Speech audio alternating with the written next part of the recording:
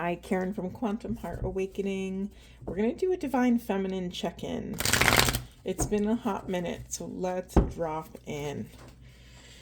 Okay, deep breaths, everyone. All right, Spirit, what do we need to know about the Divine Feminine Collective? What are we confronting? What are the blocks? What are the solutions to these blocks? Anything else? Whoa. Anything else? All right, let's just start. Happy ending in reverse. You know, these two cards continue to show up, and I've been shuffling and shuffling and shuffling. Anything else, Spirit? Yep, I thought so. Okay, leadership's not the first time, feminines, you're getting this leadership card. We have relationship change, environment in reverse, and music in reverse. Okay, in the unconscious position, follow your dreams. All right, immediately, let me just put that right there. Immediately, I'm remembering this Caroline Myss quote. It's a pretty famous quote where she says, sometimes you have to let go of the life you always thought you wanted so that the life that's trying to work its way into your consciousness can come through. And so, feminines, it might be time to loosen your grip on a particular dream you thought you would have so that what's actually moving through your system, the mission, the purpose, your soul alignment can actually move through you in an unobstructed way. I went on a beautiful hike with my cousin yesterday through the woods. It was freezing if you're on the New England's East Coast area. And we were talking about manifestation and we were talking about frequency. And we have here this music card in reverse. Music cards in all of my decks, and I'm always shocked how many there are. To me, something about your frequency is not pure. It is not a pure resonating energy that you're putting out. And so part of the conversation I had with my cousin yesterday was me actually taking accountability for the dissonance in my life, for the, I think I was holding on to some goal I had because it was my goal. And, I want to finish goals, right? I want to be someone who finishes goals, right? But if that goal is no longer in alignment with me, or if it never was in alignment for me, then I'm going to kind of be dragging my feet a little bit. And because of that dissonant energy within myself, I am putting out to the universe a wishy-washy energy. The frequency is not clear. So of course, the response and the message that I get back is not going to be clear. So feminines, there's something here about really taking accountability for, what you actually want, not what you think you're supposed to want. Hold on. Okay. Hold on, I need some water. For some of you, maybe the way you think about relationships is changing, or you just have to give it permission to change. Sometimes the only thing that's preventing change is that one last thread that we are consciously or unconsciously holding on to. Sometimes, we have deep-seated cultural or family of origin type reasons for doing things, but those reasons are often outdated. And I'm not at all knocking anyone's culture or family choices, as long as you're making sure that the family cultural choice is also your choice. It's also something you would do if you didn't have a family or a culture or something. You know what I mean? Just to make sure that you are wielding your sovereignty in a way that is in alignment, that is not dissonant in any way.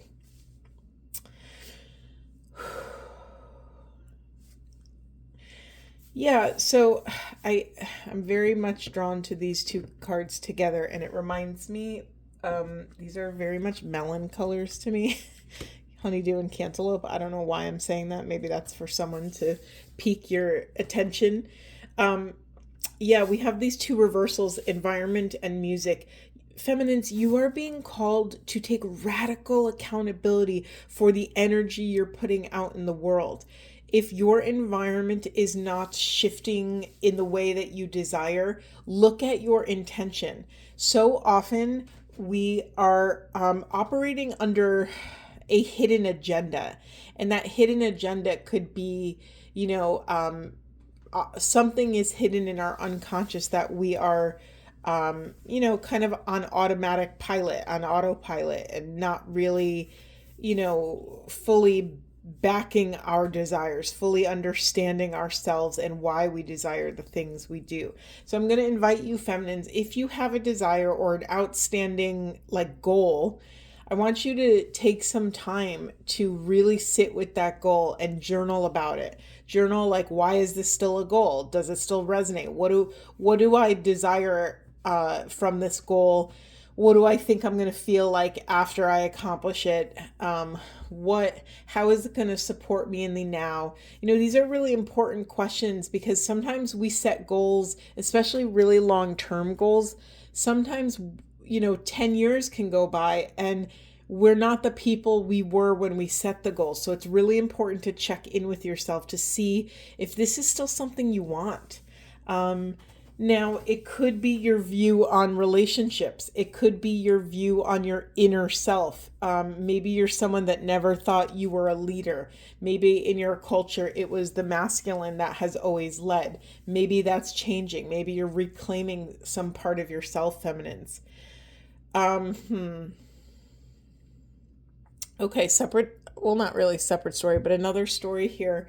I can't stop staring at these nature cards, and this nature card has come out in so many different readings over the last month, and it's always a weird card for me. My brain immediately goes to, okay, nature, instinct, animal body, intuition, our natural way of being when there's no interference.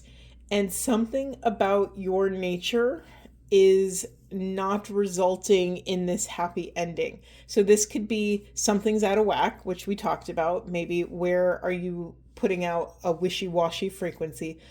Or that your happy ending is no longer in alignment with your deepest truth. So feminines, this is not a small thing. This is a really big thing, that maybe the dream that you've been following for so long no longer makes sense. And so can you become comfortable enough and confident enough in source, in your truth, in your inner alignment, your inner authority, to trust and let go of whatever this thing is that's no longer in alignment for you? I'm trying to tiptoe around the thing, but I'm just going to say it.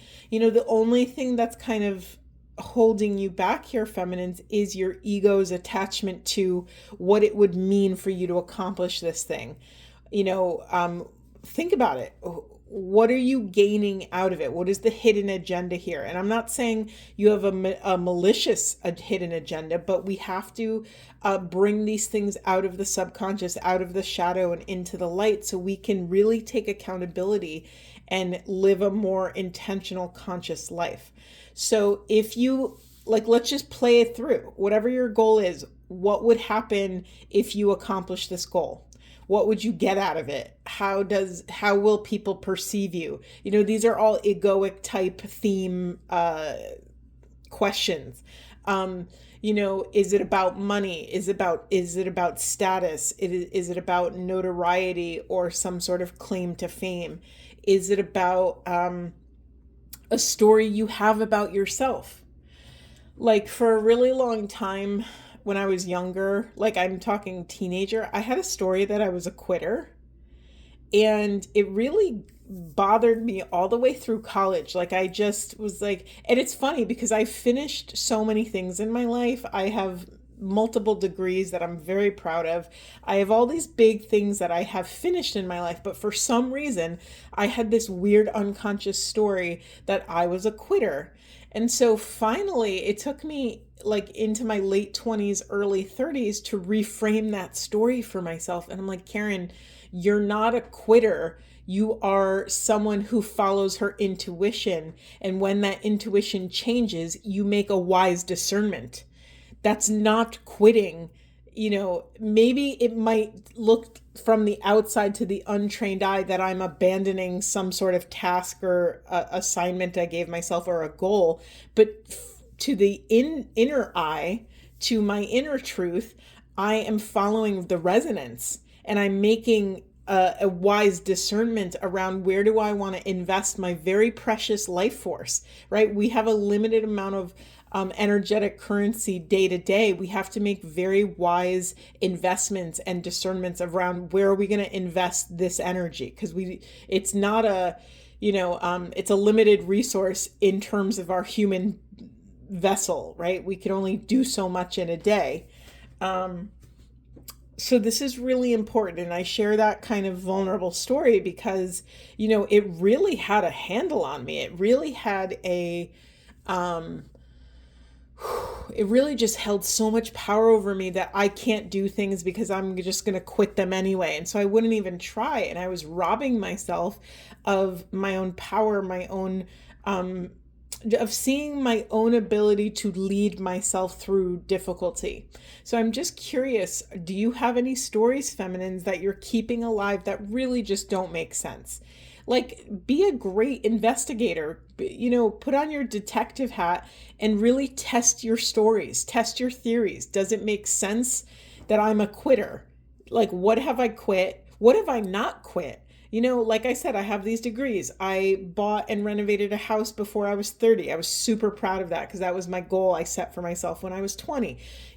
I've done all these things. So who is keeping this silly story alive that I'm a quitter? Like, where did it come from? And I think because I was always a really highly sensitive child, feminines, that I would get really dysregulated by the world around me. And I didn't back then have the appropriate tools to come back, to get my nervous system back into regulation. Because of that activation, I would have to stop things or leave things. And here I am as someone who is going through a really traumatic experience. On top of that, I was also shaming myself for being a quitter when really my poor little nervous system just couldn't handle being in those environments anymore. So test your theories, really get to the bottom of it and pull out all the evidence and be like, okay, is this really true? Do I want to hang my hat on this story for the rest of my life? Am I going to, at 39 years old, keep a story that I developed when I was 14 or 15? Am I going to keep that story alive for the rest of my life? Am I going to let it rob me of feeling good about myself, of feeling proud of my investments and all these different things? So we're taking radical accountability, feminines, for where in your life, you are your own worst critic. Okay, let's get more information. Bear with me.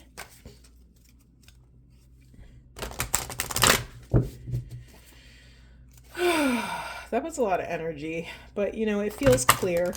It just feels dense. Sometimes I love when the messages are that clear, but it's almost like moving through molasses sometimes. Okay, Spirit, what else do the feminines need to know? Actually, let me just pause and just ask. Spirit, is there a specific question you want me to ask?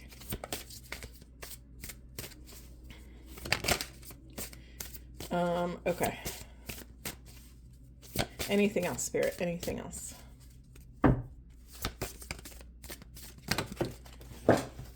Bear with me. Okay, we have choices. Make the best choices. Yeah, you're being called, feminines, to fine-tune your inner process. It's like,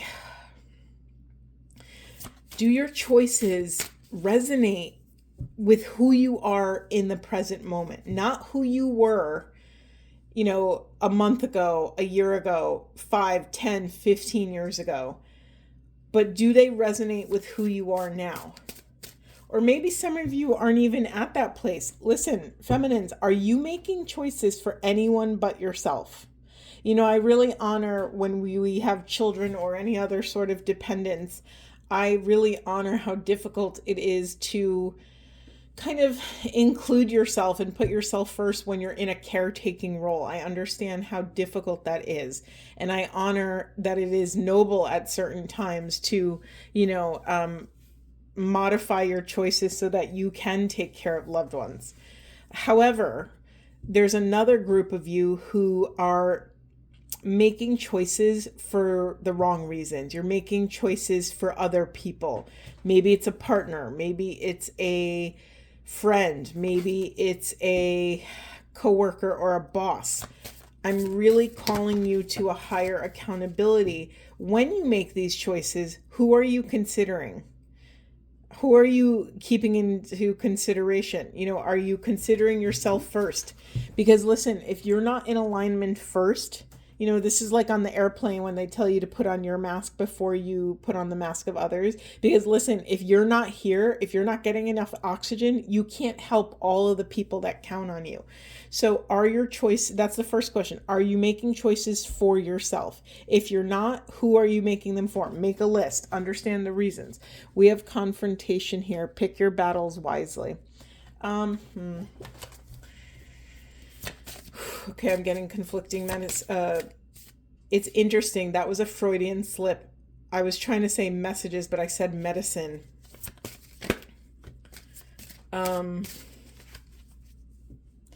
Okay, I have like a tough message to share. Okay, this is so me, and I'm laughing that they're asking me to say this because this is just, I was such a stubborn intellectual, I call myself, because I just unless I find it out for myself, I don't believe it, or I don't believe people, or I have to just do it myself. I have that stubborn thread in me. Feminines, it's okay. It's okay if you cannot pull yourself out of the situation you're in. It's okay if you're struggling to make choices for yourself and really draw boundaries. The hard message I have to share that I'm going to tread lightly around is that some of you are not going to learn the lesson until you make enough wrong choices. Or wrong is not the right word. I should say dissonant choices. And that's just the reality. Most people don't... most people on the spiritual path awaken through their own suffering. It's not everybody that climbs up a mountain and gets chosen by the divine to go on this whole journey of enlightenment. For most people, we waken out of extreme suffering and adversity. It's like sometimes you have to be beaten so low and down to the ground where your only choice is to make the appropriate choice for yourself. It's like you've had a lifetime for some of you, and I'm included in that. I spent decades abandoning my truth, abandoning my own worth, abandoning my own self-esteem, self-confidence, and I was making choices for other people. And no wonder why my life wasn't flowing. No wonder why I had so much pain and suffering, because I was just abandoning and betraying myself over and over again. But I was so in the trauma response of it that I didn't know I was doing anything wrong. And I sure as heck could not see my way out of it. So listen, if you're listening to my messages and you're saying, none of this makes sense, I have no clue, you might be in the middle of your story. And that's okay. If you find, this is such an interesting, totally different message, but there's so much empathy and compassion in it. Thank you, Spirit. If you find yourself in a predicament or in a situation where you don't feel like you can take back your power, where you don't think you could lead yourself through this storm, then hunker down and do the best you can with where you're at and the resources you have. If you're in a really shitty situation, can you just love yourself in that moment? Can you care for your body?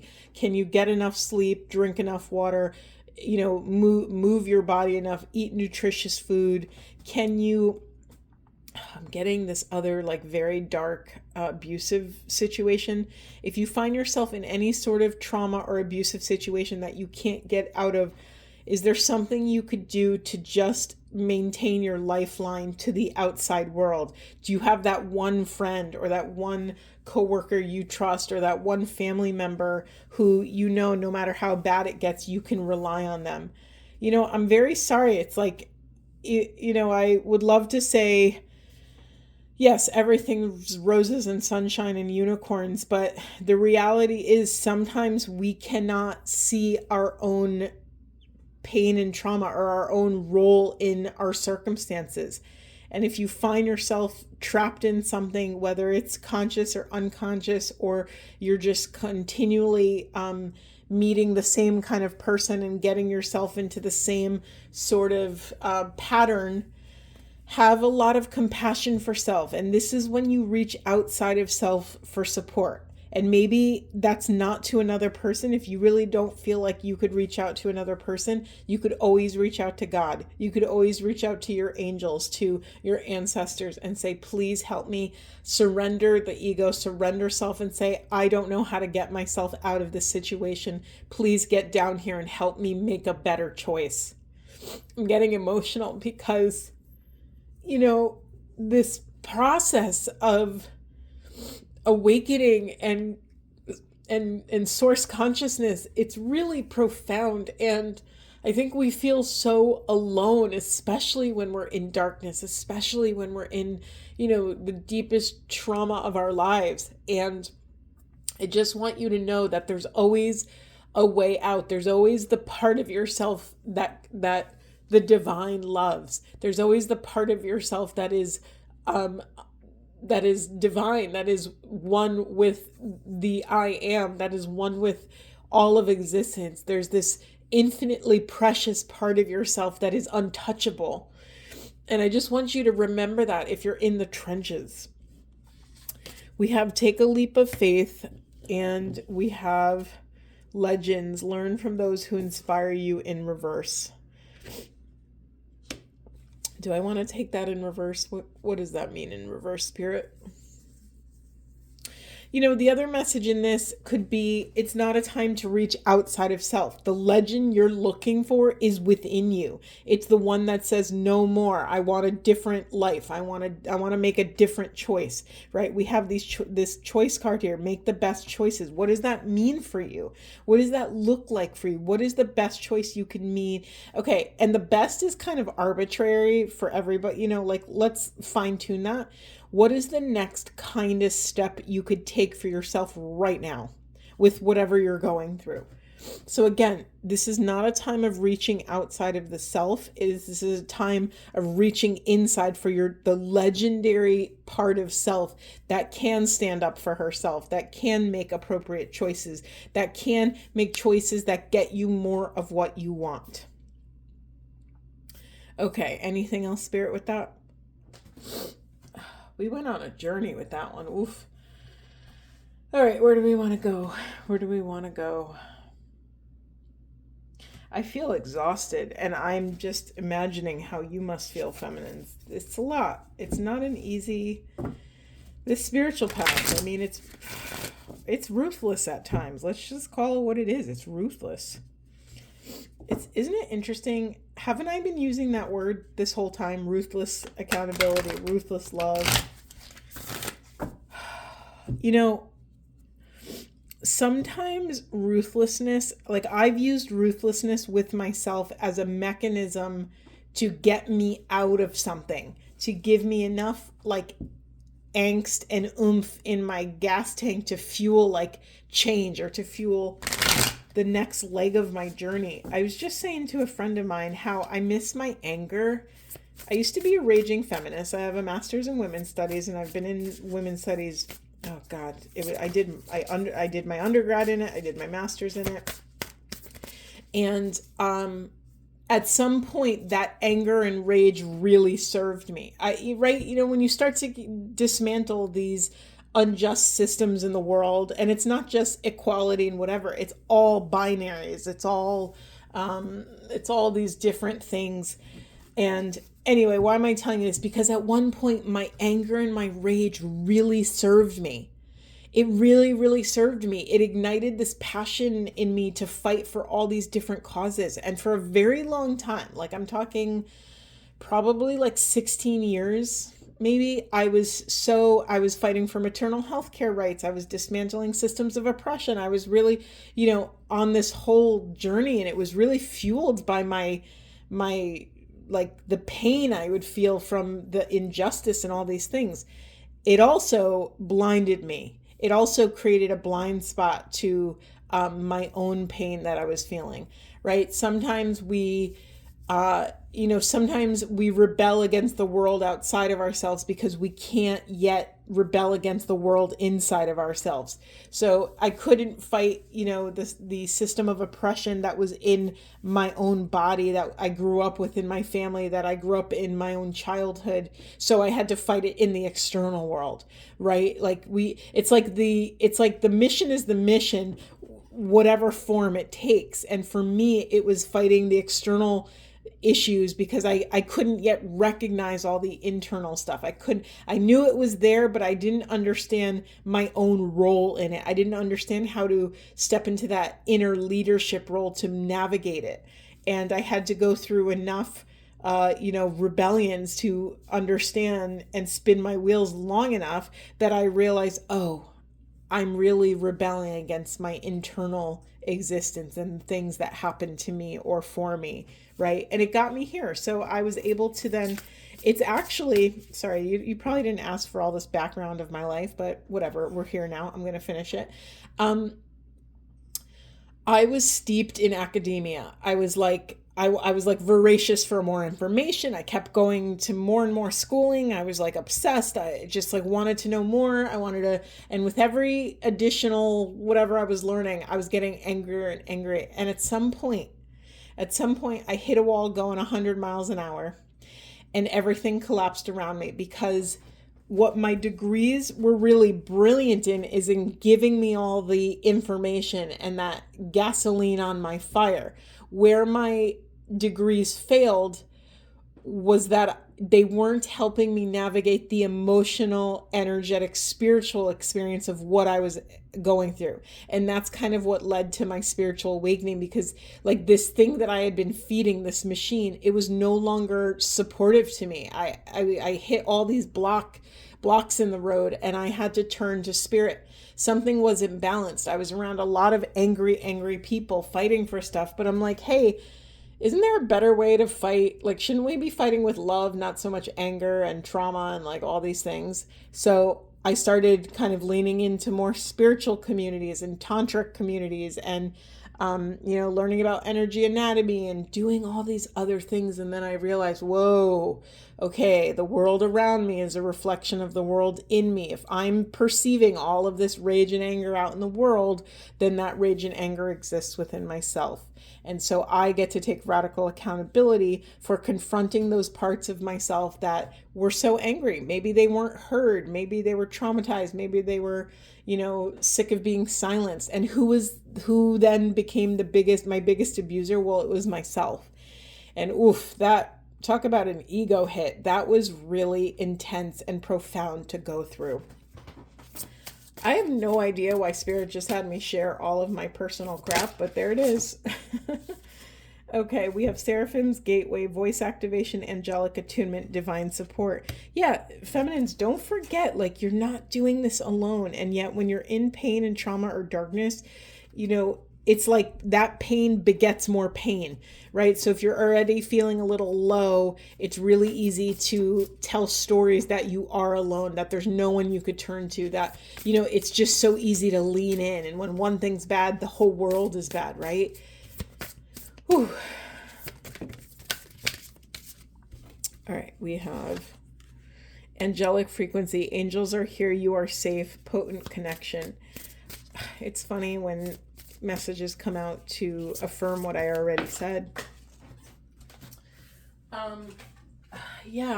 Again, it's this message of you don't have to do these things alone. You're allowed. Here's the thing, whether it's with religion or empowerment or like whatever sector of, this inner work you're in, what's really interesting is we we put so much pressure on ourselves to do these things by ourselves. But what's so hilarious and real is that the person who we are, who got us to this point, is not the person who can get us out of it, right? It's the person you are right now is the person that got you into it. So it's going to take someone or something outside of self, something greater than self, something more experienced than self, to give you the necessary grounding tools or perspective to yank you out of it, or to, more accurately, pull you through it. Right? The only way out is through. So remember to reach outside of self to something beyond self. And if you don't trust any sort of human 3D people in your life, go, zoom out. Contact your angels. You could pray to saints. You can pray to your ancestors. You know what I do too? And I don't think I've ever talked about this on camera, but you can also take someone that you really admire. It could be a famous person, it could be a celebrity, it could be, someone in your class or someone at work or someone that you've just always admired. Because here's the thing, you would not be able to see that admirable quality within them unless it existed within you, unless that was in your reach. So if you really admire someone's ability to speak their truth and their voice and be authentic, those things also exist within you. You just can't access them yet. So what I do is take someone that I admire, like Vandana Shiva is a big one. She's a eco-feminist or eco-environmentalist. She's incredible. Anyway, I pray to her higher self, because her 3D version is amazing, but imagine what her higher self version is. And maybe it's very close to alignment, but you could take these people that you admire. If praying to God or angels or saints or whatever your holy people, to gods, whatever your flavor is, if that feels too out there or too much for you, you can actually pray to people and their higher self. So I say I pray to the higher self of, and you list a bunch of people, and they will literally, that energetic blueprint will affect you. It's like they'll hear your call energetically, and you will gain impressions of how they would handle something. How would they, speak their truth in this moment? How would they make a choice in this moment?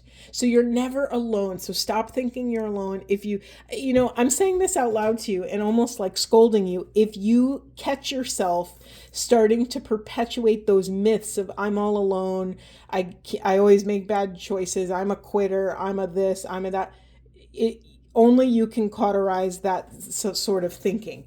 You have to stop it. You have to stop it. So I'm saying it out loud. If you start to feel that you're alone, that's your red flag to know that your higher self is not speaking. This is your lower self. This is this part of self that's in fear, and honor that part. Honor all the fear. Say, you know what? I am scared shitless. I don't know how to make the next decision. I need help. Right? The first step is admitting the problem, right? You've heard that in many, many different forms. The first step is allowing your ego to take a step back and say, you know what? I am really in it right now. I don't know my way through. I have no clue what choice to make. I seem to be making all the wrong choices and stuck in a pattern. Help me get through this, right? All right, I didn't read this card. We have Memories of Atlantis, Spiritual Acceleration, Progress Technology. Whew.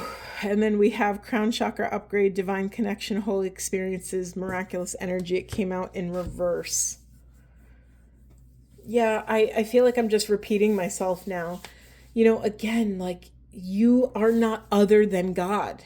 God is not other than you. This is the whole thing of oneness. This is the whole point this is my entire who I am and why I'm here, and my soul mission is to bring this oneness piece and to bring it down to ground and not be this airy-fairy concept, but to actually help people use oneness to empower themselves to get out of situations. Like, listen, if you admire, I don't know, like I told you, I admire Vandana Shiva. I am not other than Vandana Shiva. There is something that connects us in this quantum field. We are one.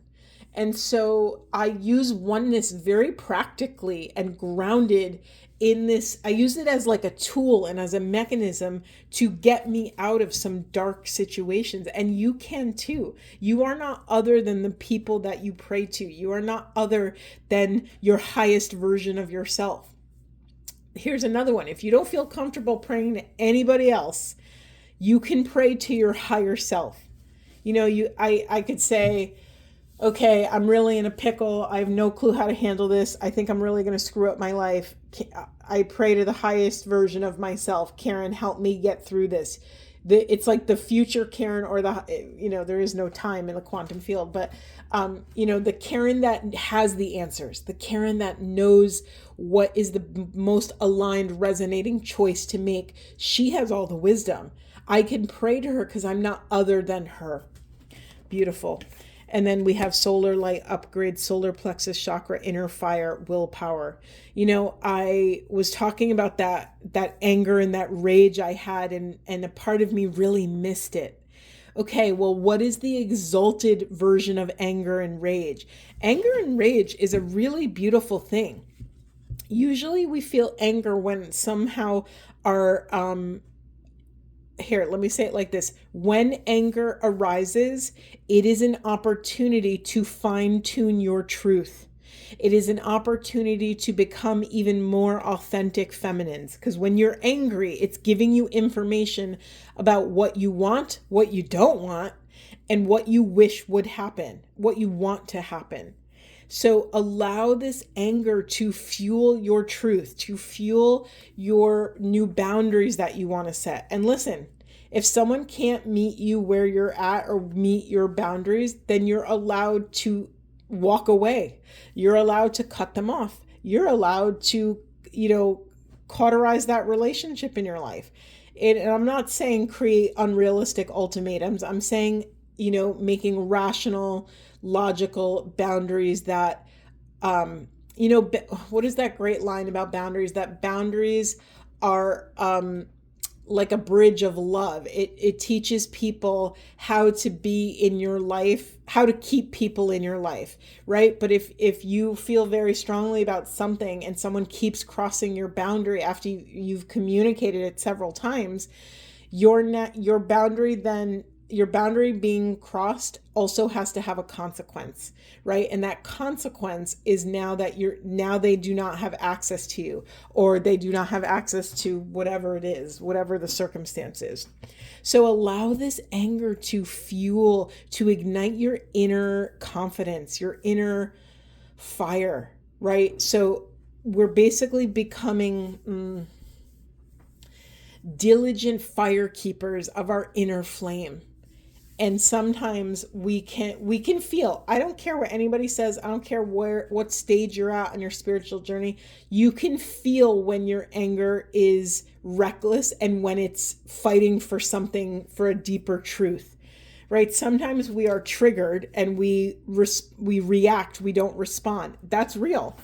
But now the hard work is in allowing your ego to take a step back and say, okay, was I wrong in this situation? Could I have, was I just acting out of a trauma response and not actually grounded and righteous in that anger? So really what your anger is doing, feminine, is your anger is calling you to a higher discernment. We started the reading talking about discernment. We're leaning back into choices and discernment, right? Under here somewhere. Yep, we have choices right here. So allow your anger to become righteous anger. Make sure that it is of the highest and best good and not just out of, it's funny when you think about actual fire. Fire is an incredible, incredible element, right? You could light a candle and it lights your way, or a torch and it lights your way, or it could become so uncontrollable like the fires we've seen in the US. Someone told me that there's places in like Detroit and California that are just always on fire. And that really freaked me out. I'm like, what do you mean always on fire? But that's true. There's places in the world that are just because of the environment or because of human intervention or lack of human intervention, there's just not enough resources to put out all of these fires. And that's a wild thing to receive, right? Anything else, Spirit? Anything else? Okay, one more. We have Order of Melchizedek. I don't know how to say that name. Embraced by light, mission uncovered, don't give up. Yeah, it's like allow this deep inner knowing, this call to a different life, this call to a higher nature. A higher nature that feels so in alignment for me to finally. I was staring at this nature card pretty much this whole reading, and that's what we're doing. We're accessing our higher nature. What is our highest self's version of life? What does it look for that version of self to make choices, to get into relationship, to create from that place? In the unconscious position, we have energetic shift, new information, end of a cycle. You're close, feminines. You're very close. I'll just leave that there. You're very, very close to this, it's almost like you're on your last lesson, right? I can't say that. I can't guarantee that for anybody, but there's an end of cycle. And once this cycle closes, then this rebirth can happen. All right, I'm just going to pick one random card from my flower deck. We have Eucalyptus, cleanse and purify. Yeah, feminines, if the ego stuff is really hard for you, let me start over. You're trying to allow the cleansing and this purification process to move through you unobstructed. So I'm just getting a message here that's for some of you, it's really hard for you to be vulnerable. But listen, and this is probably one of the biggest myths of our society, that vulnerable people are weak. It is the total polar opposite. When you are finally daring and powerful enough to step into your vulnerability is when you are saying, my worthiness is not dependent or contingent on my ability to not be vulnerable, right? It's like such an opposite, messed up message or myth that we've kept alive in society. But when you can actually identify your edge, lean into it, identify that you are vulnerable, identify that you might not have all the answers, that you don't know which way you want to go or which way you're supposed to go, that is when all the power comes to you. It's in that beautiful moment that there's this like sacred bright, what is it here? Yeah, it's like this concentrated point in the center where all this power comes. Look at, we have another one, this like beautiful, beautiful concentration of power. And what happens when power is concentrated? There's oftentimes light. I'm very reminded of, I think recently in science, please don't quote me on this, but you could look it up. Someone was able to take a photograph or video the moment of conception, like literally when the sperm fertilizes the egg and there's like this union or whatever, and there's this chemical reaction or whatever, and there's light. So some scientist has scientifically proven that when there is birth, when there is creation, there is also light. When there is life, there is light. And I thought that was so powerful and so beautiful. Okay, do we want anything else, Spirit? Let's get a couple self-care cards before we end. Whew, I've been talking for quite a while. Anything else for Spirit? Anything else for, anything else for Divine Feminines? Okay, we have connect with the, we have two here. We have connect with the earth. We have intuition in reverse. So there's lots of things you can Google to practice coming into your intuition. So maybe that's something. We have connect with your womb in reverse. We have be still and look to the stars in reverse. For some of you, if you've always wanted to look up your natal chart, you're also known as your birth chart, there's so many free resources on the internet and databases where you could all you need is your date of birth, your location of birth, and the actual time you were born. I think you could still run it without the time, but it's best to know your exact birth time if that's an option for you. Let me tell you, the first time I ever had my natal chart done, I was blown away. And I had a friend do it. I was blown away. So sometimes, if you tell me, hey Karen, I've been really trying to understand myself, I've been doing all the work, I've been really whatever, and you still feel stuck, there might be something in your birth chart that might give you like a few missing pieces of the puzzle. So this is for some of you here. In the unconscious position, we have music. That's really interesting because we started with music in reverse.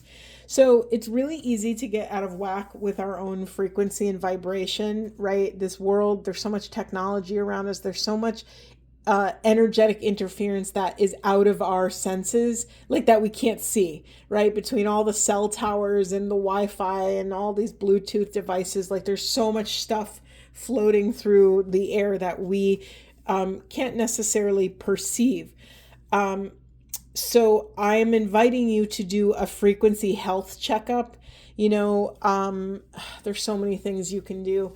There's like EMF blockers you can get. You can, when you're going to sleep, you could unplug your Wi-Fi. You could turn off your phone when you sleep. You can, there's all different products now. My friend has an amazing company. It's called Mystic Canada. Mystic, like MYSTECH Canada. And he makes a line of jewelry that every piece has its own frequency, and it helps get you onto that frequency instead of getting pulled in all these other directions. Like there's a lot of products out there. There's so many things that, things that interrupt. You could even get, for your cell phone, they have what's called Faraday bags. It like totally blocks the signal. Some people have, put all their family's phones in this bag. So, when they go to sleep. So it's like, how can we take accountability for, the frequency? Like we all care about what most of us care about what we put in our bodies, but what about what's going on outside of our bodies? I don't know if this is unrealistic for some people, but I'm being called to say it. Some people need to actually, their physical location where they live is making them sick. I just want to put this idea in your head, because start thinking about where you live. Like, do you live right next to a cell tower? Maybe that's not the best thing for you. Do you live right next to, like, I don't know, like an airport where there's a lot of jet fuel and you're breathing that in all the time? I don't know. These are just, and for some of you, this might sound really out there, but if you are moving through your life and you're really taking care of yourself and you're banging your head against the wall of like, why am I still stuck? It might be an energetic interruption, right? So if you've ever heard someone play like a beautiful classical music piece, you could hear immediately when they hit a note that's like out of key, that's sharp or flat. You could hear it without even being a musician, without even knowing how to read music or all the things. You can hear when something is out of whack, right? So I'm just inviting you to feel into, okay, what's out of whack in your own energetic life? It's another one, noise pollution. So if you have a sensitive nervous system, try to start being mindful of like the noise you have around you. For instance, for me, it's like I'm so used to my home that I don't notice the fridge like humming. Most refrigerators I think have some sort of power noise or whatever, and you only could really hear it when you unplug it or turn something off, and you're like, oh, that's what real silence is. I'm inviting you to like flex your senses a little bit and stretch beyond your regular life, because there might be things that you don't realize. Like in my office, one of the overhead, it's like one of those, it has like a drop ceiling and it has those fluorescent lights like that are in a classroom. One of the lights hums and it's so loud that it actually showed up on one of my YouTube readings. I was like, oh no, I can't function, because it was so loud that I was hearing it, and it was almost making my nervous system tweak out a little bit. And so I had to like adjust, and now I have lamps and I don't ever turn on the overhead light. So I'm just calling you to a higher accountability for your own inner and outer environment. Listen, feminines, you're worth it. You're worth it to feel comfortable. You don't have to earn your spot on this earth by suffering. You don't have to put yourself in those positions. So I'm here to tell you that you are worth it, that you are worth it to create an environment that is in alignment with your human nature. There's that thing too, that spending like 5 or 7 days in nature, like waking up with dawn and going to bed with dusk, it resets your circadian rhythm or your body's rhythms. Maybe that's for someone. I'm not an outdoors person very much. Like, I'm not a camper or a hiker or anything, so that would not be for me. However, maybe it's for someone out there. Okay, let's end on some Buddhism. I've definitely talked long enough. Okay, Spirit, what would you like to share with us? Share with these divine feminines.